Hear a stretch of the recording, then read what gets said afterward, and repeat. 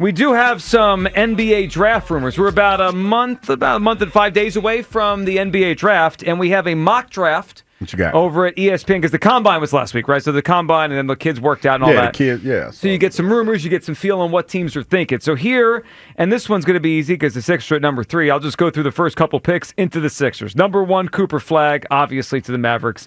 Number 2, Dylan Harper to the San Antonio Spurs. All that's expected. Number 3.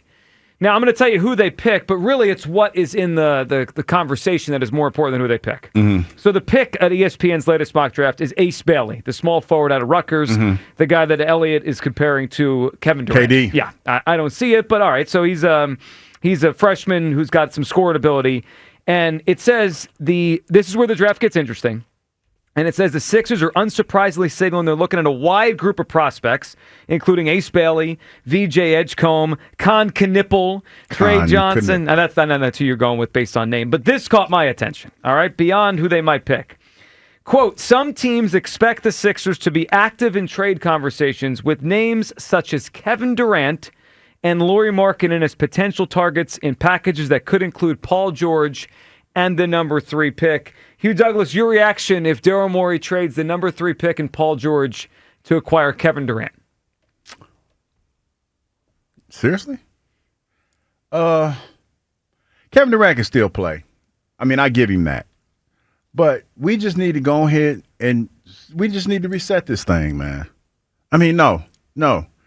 What are we going to do? We're going to squint our eyes and hope to make it to the playoffs next year when we've seen the model? Indiana and the Knicks are getting ready to go to the championship. One, I'm going with a bunch of young guys. You get where I'm going with this, right? Oh, I do. You know, who was it? Tyler was it Tyrese Halliburton? Tyrese Halliburton. And his dad out there acting a whole donkey because they put together a team, both of them. Mm-hmm. But guys, you know, they sprinkle some free agents in there, but for the most part, homegrown guys. They've done that. That's the new wave in the NBA. What do we hope to get by getting Kevin Durant here? Sell a few tickets. He's going to definitely sell some tickets. He's going to put some butts in the seats. But what's the end game?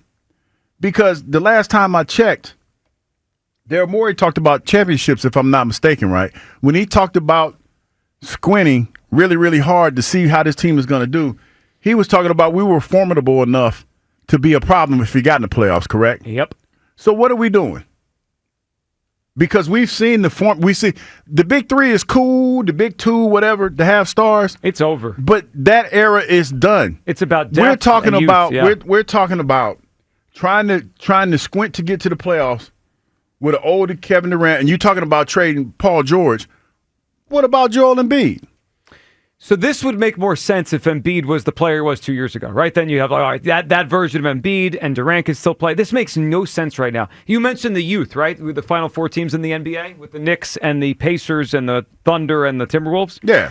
All right, so I just looked at the 4 starting 5s, right? So the 20 players that played the most minutes on those 4 teams, right? 20 players, 5 for each of the 4 teams left. Guess how many players of those 20 were 30 or over this season? 2.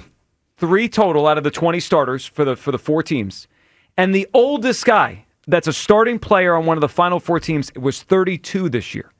The oldest. There was a 32-year-old, 2 30-year-olds, and everybody else that started on these 4 teams is in their 20s. Kevin Durant's going to be 37 years old in September. The simple fact, like this the problem. And I know, I was hard on Daryl Morey last week. And, basketball is not my thing. But you were pretty hard on him. And I'm going to make it even worse because here's the thing. The fact that this is even a conversation, the fact that somebody in the front office is even thinking about that kind of, solidifies how I felt about this organization and what they were going to do with the 3rd pick. They haven't done it yet. No, but the fact that you're thinking about doing it, the fact that this story is out there, the fact that before we even did this, what'd you say, Kyle? Milwaukee's working out players? Yeah, and they don't even have a pick. Top 8 picks. They don't even have a pick. Well, it's because they're going to trade Giannis. No, but what my point is this: who do you think they're going to try to trade him? They're going to try to get up in the top 5. You would think they're going to try to get the Sixers pick. Okay, or the Spurs. So okay, if it's Giannis, that's something different though. Well, Giannis is still only around 30. He's got years to go. Kevin Durant's 37. If it's KD, though. I mean, KD will be fun for Twitter beef. Well, sure he will. He would be fun for that, but no, that's not what I'm trying to do. The Twitter beef would be good. He'd be coming after WIP all hours of the day. But from a basketball perspective, no. The Sixers have a chance to take an all-star player. The number 3 pick in the last 15 years has delivered star players. What are we doing trading it for 37-year-old Kevin Durant? Yeah, that right there, man, tells you everything you need to know. Oh, my God. Let's say they take Ace Bailey. Yeah, okay. I feel like the timeline for him to become a good, contributing, everyday starting player. It doesn't fit. It's like 3 years. It doesn't fit with Maxey. It's probably not going to fit with McCain. Well, it could fit with Maxey. Maybe. Maxey's only 25. But then we're talking about another contract for some of these guys. Are we not? So it just feels like the Sixers are stuck right now in the Joel Embiid business. I agree. So I don't know if it's as crazy as you guys are making it out for KD. 37. So what are we doing? I mean, if you do it, you're just look. The Sixers are screwed. Okay, maybe they just have one little Hail Mary that Joel Embiid is back to his old self. That Kevin Durant can be a 27-point per game player, which he still is, even at this age. You get McCain back healthy. You have Maxey. You're out of the Paul George contract. You're talking yourself right into this. I'm in, baby. You know what I think about now when I think of KD, and I've heard this, and this is not my personal, because I'm like everybody else. I ain't watch a whole lot of NBA this year, but I think Coach Killer. I'm thinking Coach Killer. Oh, he is. Like, that's the first thing that comes to mind. But I'm not like married to Nick Nurse, where like, God forbid. Wait a minute. When was the last time Kevin Durant even got past the second round? It's been 6 years. You say, okay, we get Kevin Durant, we can fire Nick Nurse. That's where you at with But at that point, it's like, whatever. We're decimating this whole thing anyway. But okay, I understand that. But in the process, we're giving away the number 3 pick. This pick could be the Sixers' tickets to figuring this thing out 5 years from now. See, this is the reality of the situation we're in, Kyle. And I understand where you're coming from, because you want to try to salvage as much of the process as you possibly can. It's a wrap. It's a wrap, kid. Look, I know it is. It's a wrap. I understand. It's time to, what they say, rip the Band-Aid off. And let's just move on. Look at the drop off from Cooper Flagg to these next guys. It's big. It's colossal. Yeah, I know. It is, but so what do we just have? You know what we need to do, and this is the only fix that we have. Get a coach that's in it for the long haul. You're firing Nurse? No. I think Nurse is the right coach for it. Nurse. Let me say that. Let me say that. Get these young guys. Let Coach Nurse do his thing. Let him develop these young players, man, and just be as.